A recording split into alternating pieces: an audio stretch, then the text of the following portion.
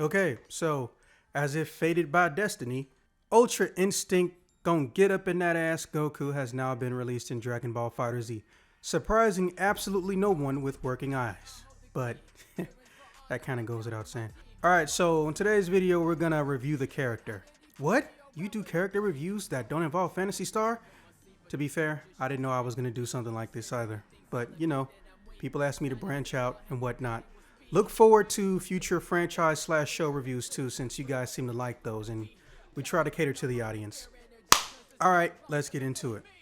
Ultra Instinct Goku is the current final form, keyword current, of the main character of the Dragon Ball series, Goku. This form, on paper, is supposed to be able to utilize the ability to dodge anything without him seeing it or even knowing that it's going to be there. Basically, this is Goku with spider sense.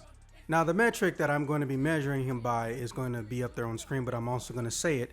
Speed, technicality, as in are combos hard or nah, bruh.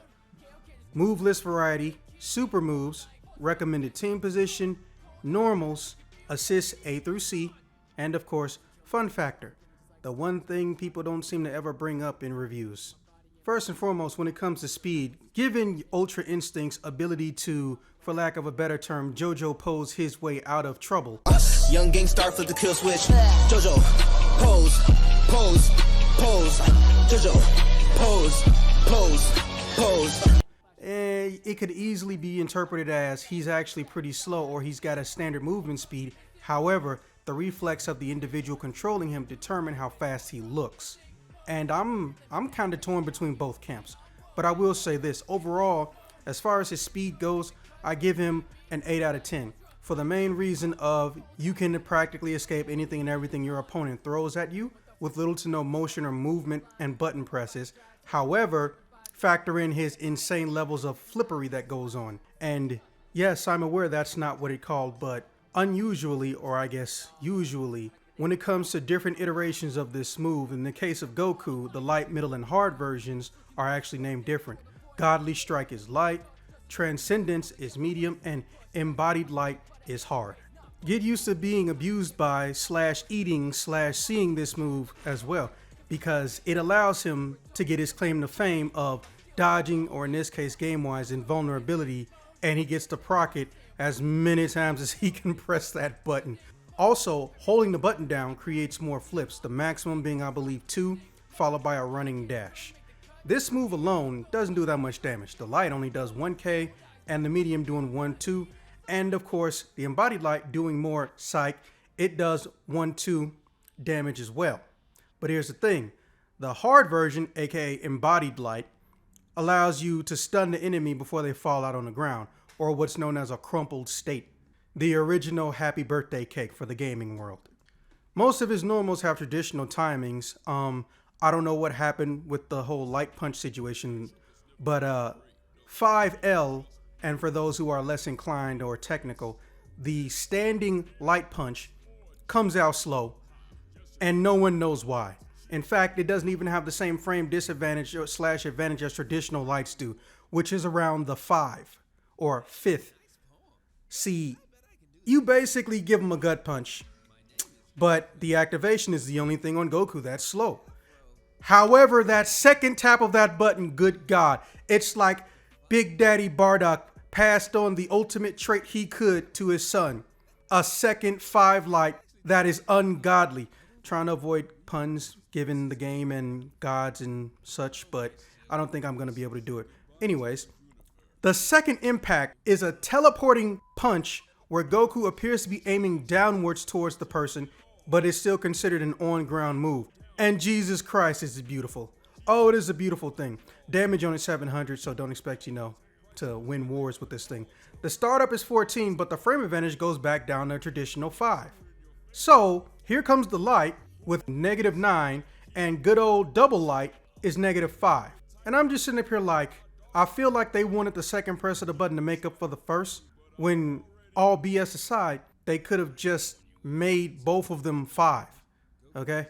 I don't get why they made that regular 5 light so terrible. But hey, developers do what developers do. FighterZ giveth and FighterZ taketh away. His middle is a very unique situation and one that I actually enjoy. In the case of his 5M, it actually is a double attack. So what happens is he'll do one move and then he'll take that same leg and kick in a lower position. I love it. I don't really have anything negative or terrible to say about it. It starts off normal and then it gets into a low. Also, 5 on advantage, which is the standard at this point. Now, one thing that does bother me, or well, annoys me to some degree, is his 2H, or second hard, for those, again, less inclined with technical stuff. Goku launches himself up at an angle, doing a 45-degree mule kick, and then follow it up with a second kick from the opposite leg, and it launches the opponent. So, depending on the character size, or if they're just dashing, where you would normally hit this thing or whip this thing, it's 50-50, because you don't know if the hit detection box is going to teleport the enemy into your attack or not. However, that annoying people could be anyone's guess. And in case you're wondering, the frame advantage or disadvantage, depending on how you look at it, for that one is -16. So you really don't want to miss with this one because you're going to eat whatever they want you to do. There's no time for recovery, genuinely speaking.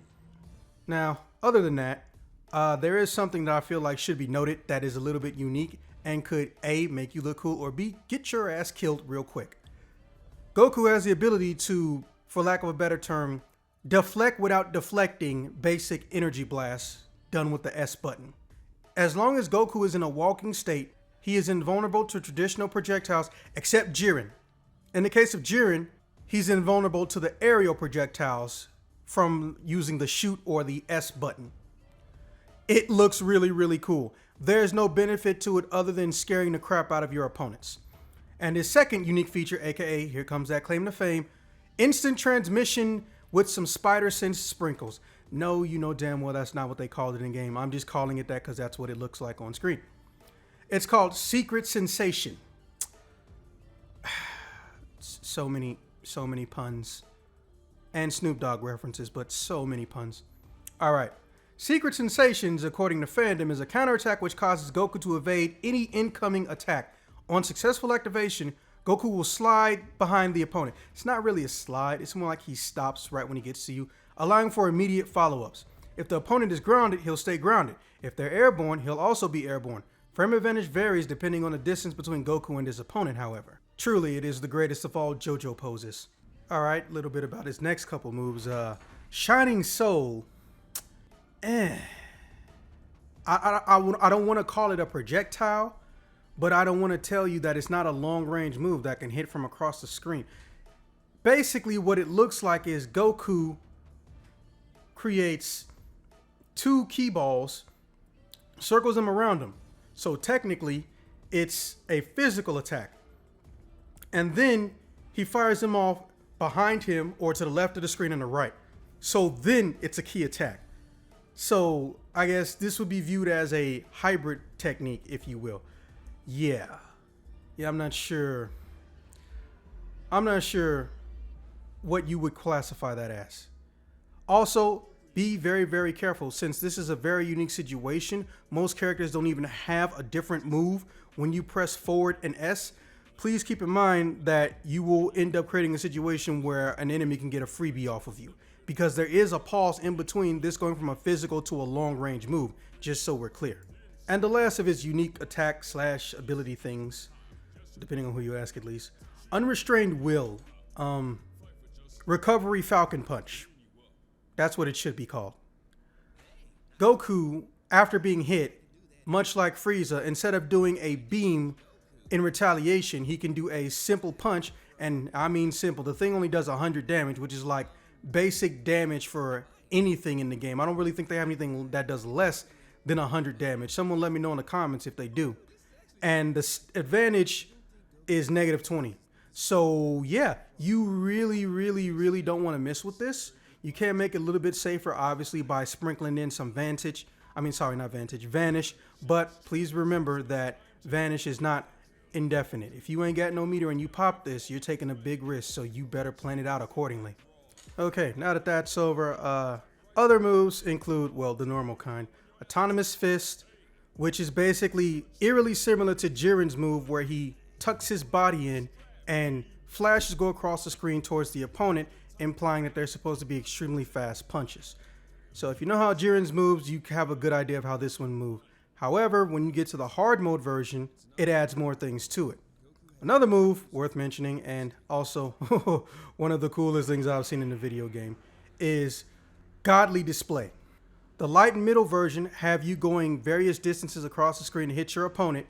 You don't see the hits, and Goku's standing on the other side of them, and then you just see a bunch of light balls enter the opponent's chest cavity as well as face to cause great damage. 1064 damage on the light, 1280 on the medium, and the heavy's even more unique. The heavy has a backflip where most of the animation of the backflip disappears from the screen and you really only see the end of it.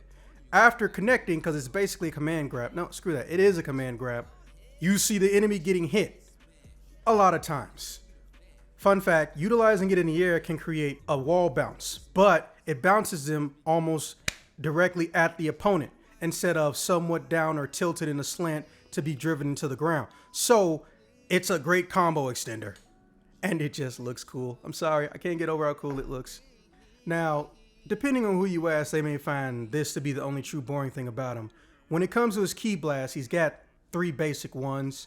The first 2 ain't really none to write home about. He has a front flipping Kamehameha and a back flipping Kamehameha. Guess what the inputs are? Down forward, S, down back, S. 1098 on that damage. The usability of these varies depending on who you ask, and for the record, the front flipping one seems to come out at a different speed. I heard, based on grounded in the air. Someone in the comments please verify. Now, the star of the show though, for those blasts is Rising Heat, which is a double tap of 2 S or down S button. 1380 on the damage. What this does is basically the equivalent of a beam tube. So Goku creates an energy blast that shoots above his character. So if activated on the ground in an assist, which it is, you could use it as a combo extender or an ability to reset your ability to homing dash and jump. It has a lot of potential, but dear sweet God, negative 31 on that disadvantage / advantage situation. You do not want to miss with this. You may get a little bit of armor from the parts of it that have an aura, but you do not want to miss with this. In fact, I kind of wouldn't recommend doing this unless your opponent is already in a combo or just not on the ground. Oh, you gonna feel this one if you whiff. And of course, bringing up the rear of the moves, here come the supers, aka the money shots. Contrary to popular belief, that term has nothing to do with a particular industry involving 3 X's. It existed before them, but they popularized it, so Accelerated Battle Spirit is the most basic of basic. You appear behind the opponent and fires an energy blast at a downward angle. The startup time is reduced if the opponent is in any hit stun, according to fandom.com's Dragon Ball FighterZ section. Let me say, if there ever was a sneaky move that your opponent is gonna hate, of all the things Goku of this caliber can do, it's this one, because it could be a game changer. If there ever was a way to get your ass out of a corner, if there ever was a way to put your opponent perpetually on guard or make them think twice about trying to rush down Ultra Instinct Goku. First off, if you're trying to rush down Ultra Instinct Goku, that's just like saying, hi, I want to get my face punched. Calm yourself. Pace yourself. Strike when he is at a disadvantage. Jesus Christ. He's only been out 3 days and even I know that.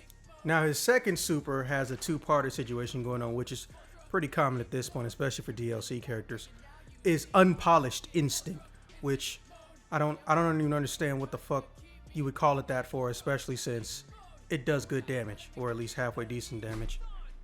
Alright, so for this one, Goku basically hits him with an energy blast. However, it ends with a backflip.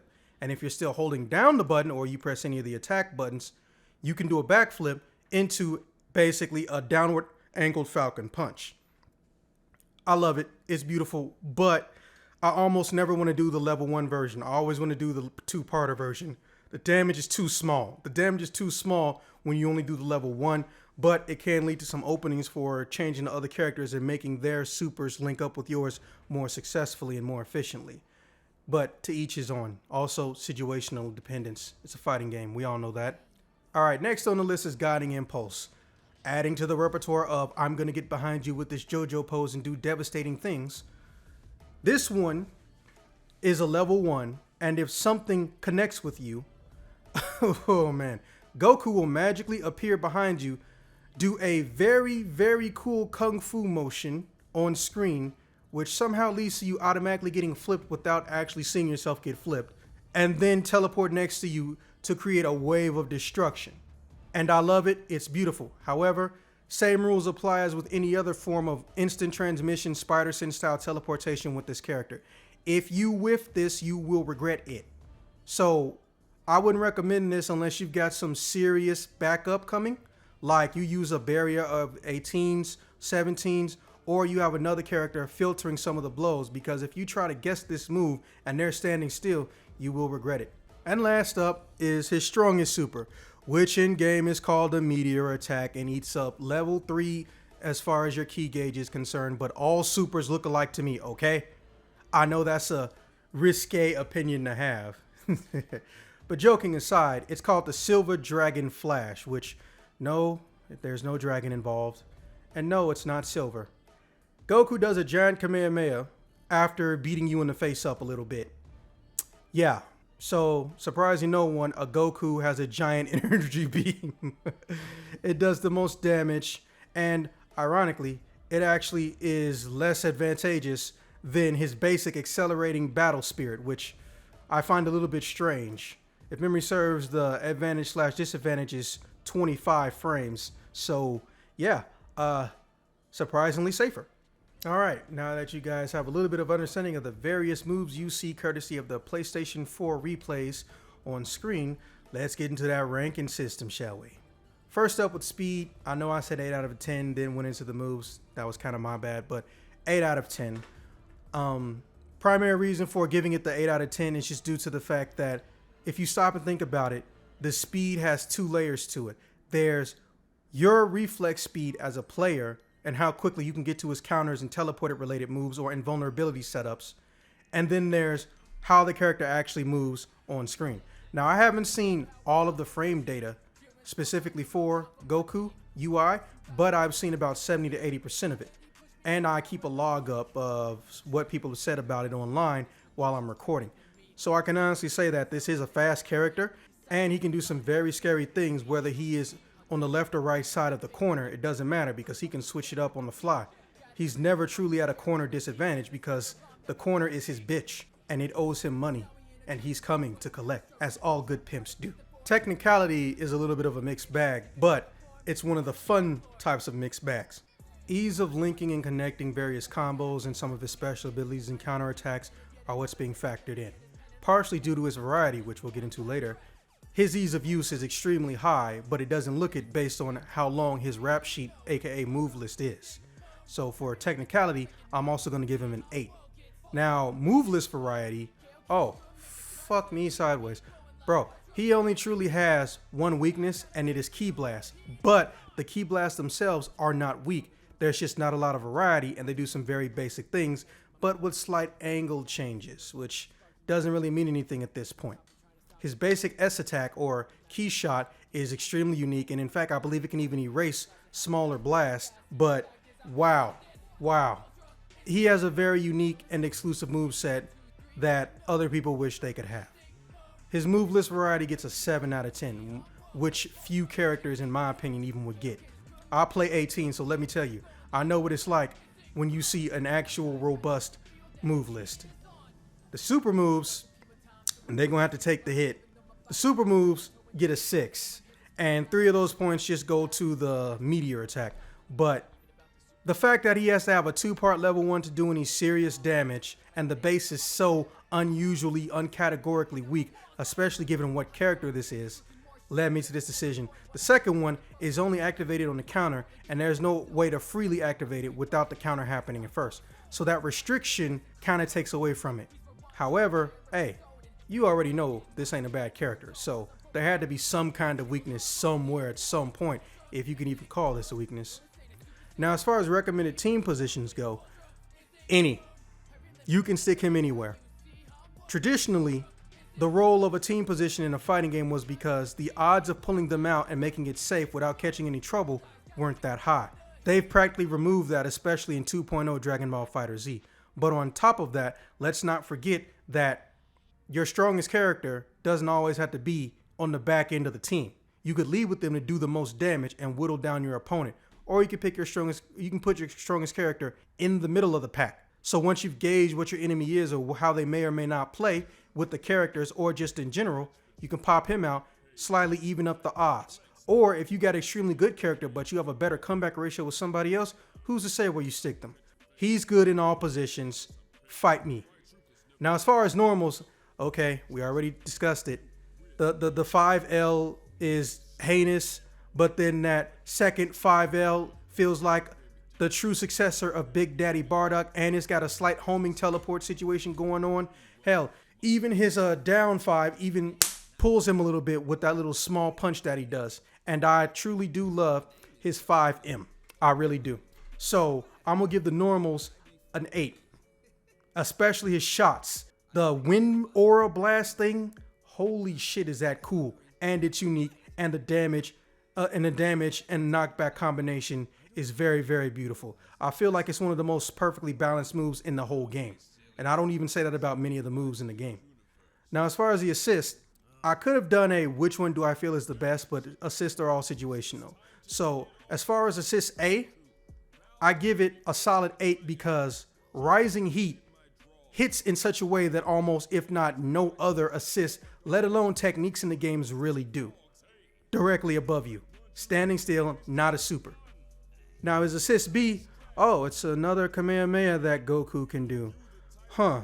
That pillow sure does look nice on that bed. I think I might want to get in that bed and take a nap. I'm not saying that it can't be utilized. I'm not saying that it's unusable. My problem is that it's very generic. There's a billion other members on your team who can do a move similar, if not almost identical, and still have the same results when you put them in a combo for extension purposes. So I give that one a flat 5. Neither good nor bad, just definition of meh. And of course, we all know assist C is the almighty assist. It's meant to link combos, extend combos, and most of them, or some of them, allow teleportation at some point in time during the hit. However, the trade-off is double, if not triple, the reload speed for utilizing that assist. And Goku's is fun because it tracks in air, so I'm going to give that assist a 9. Now, as far as fun factor goes, oh man, fighting him is not fun, even if you have an Ultra Instinct Goku. Can you imagine getting into a JoJo pose loop one after the other with your opponent until someone finally hits each other? Or just says, screw it, I'm done playing? But watching your opponent get scared and not know how to react, not just because he's brand new, but because he can being put in situations that you can't practice for, not just because he's new, like I said, but also because he can do things that normal characters don't, is insane. Yes, some characters can teleport. Hell, everybody got the Vanish Falcon Kick thing going on, but he can teleport without the use of activating your burst and freely do whatever move he wants to, or counter you into a super. Preparing for Ultra Instinct Goku is going to be the new meta for this game, and you can quote me on that. Fun factor is 9 out of 10. A new meme lord is born the day Ultra Instinct Goku got to Dragon Ball FighterZ, but all in all, he's a good character. He's noob friendly, but he's also got a masterful level of things you can do for him if you just learn your timings with the counters and whatnot. So let me be clear. This character fun. You'll never not have fun. And even when you're losing, your opponent will still be scared that you can turn it into a comeback. Fighting Ultra Instinct Goku is like fighting Clayton Chapman. You don't know what's going to happen next. You might win. You might lose. But at some point in time, he gonna free your ass up. But Zax, who is Clayton Chapman? Don't worry. Links in the description. Links on the vid.